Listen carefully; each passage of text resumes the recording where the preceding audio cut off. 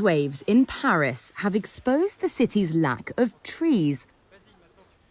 Urban planning expert Tanguy Ledantec has taken to the streets with his thermometer to measure the heat radiating off the asphalt. This area of Paris, outside the Garnier Opera House, is one of many so-called urban heat islands. Essentially, there are not enough trees to provide all-important shade. Ledantec's thermometer reads 56 degrees Celsius. That's 133 degrees Fahrenheit. 1 minute walk away, however, in the shade along the tree-lined Boulevard des Italiens, the reading was down to 82 degrees Fahrenheit. Record-breaking temperatures in France have underlined the need to strengthen the capital's natural defences against heat waves, which meteorologists say are intensifying because of global warming. The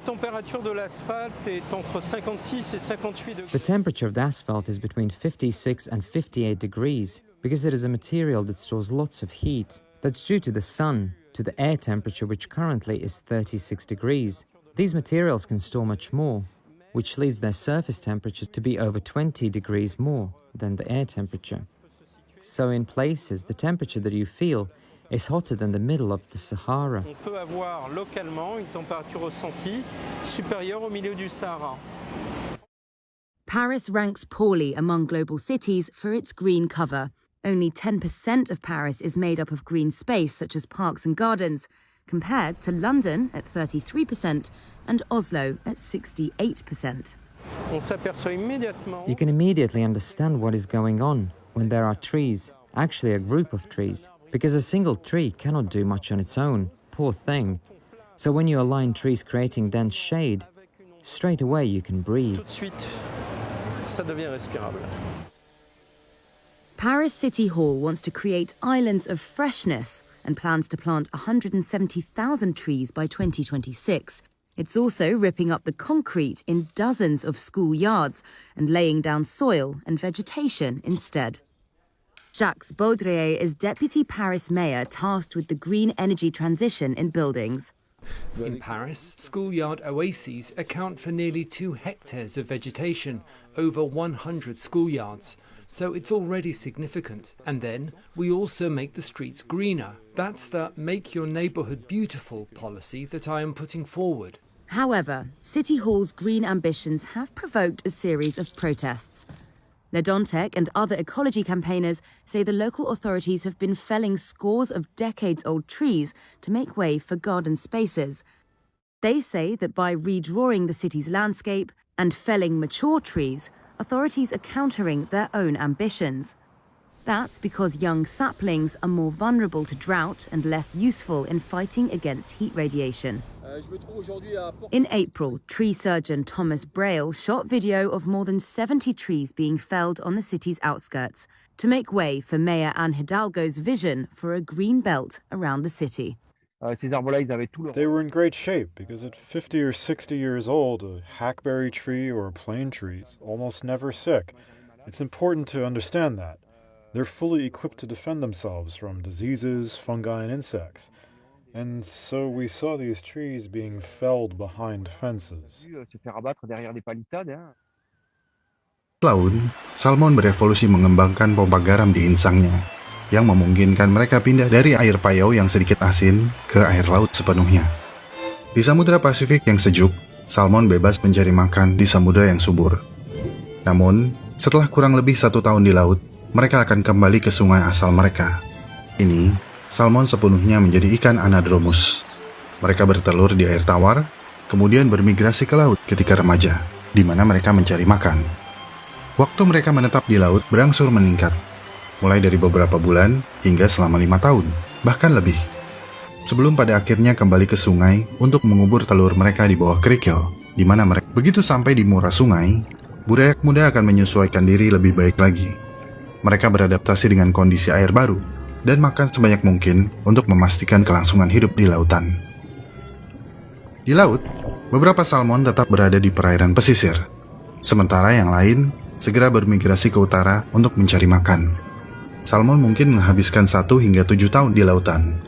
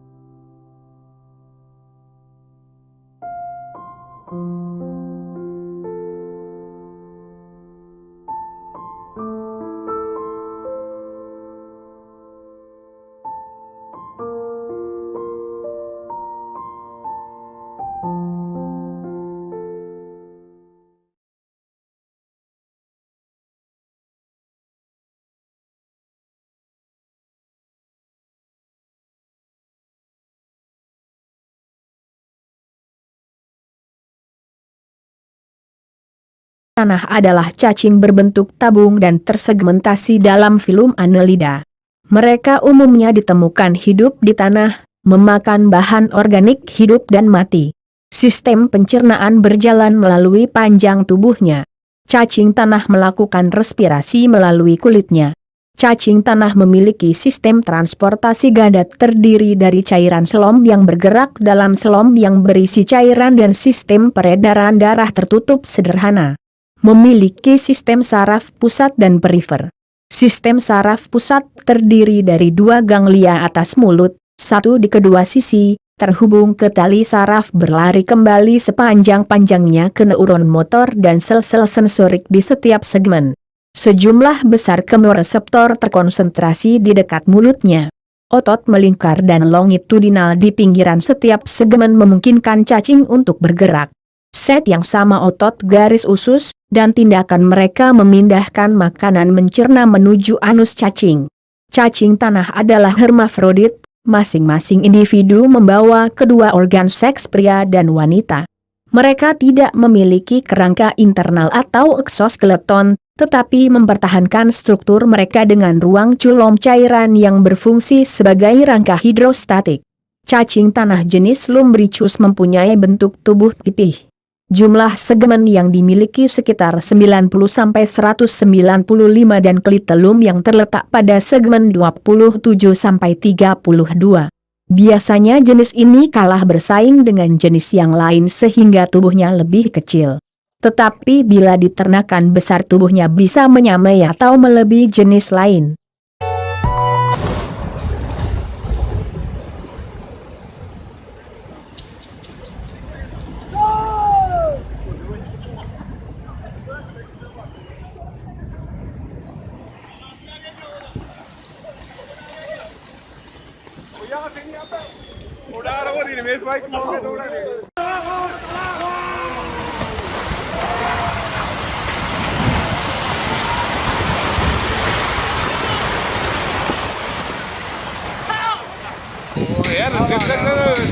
मैं देख रहा हूँ पूरा ही देख रहा हूँ मैंने कर लिया काम मैंने काम कर दिया खड़ा देख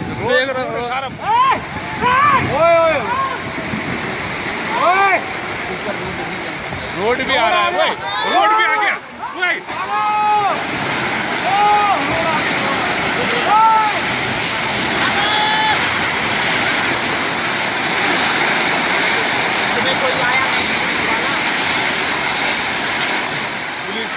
पुलिस में कोई भी नहीं था वो भी तो आगे डंगले डूंगो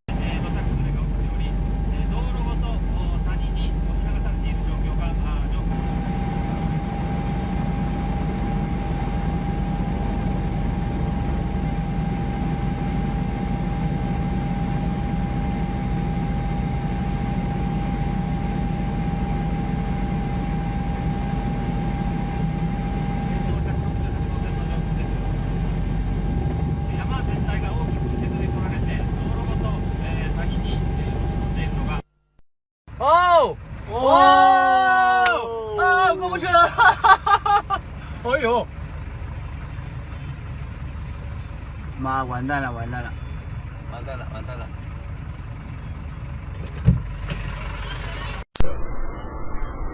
出这个里头这么严重啊？这预报这样的。哦，吹了！我把个车不打一个。哦。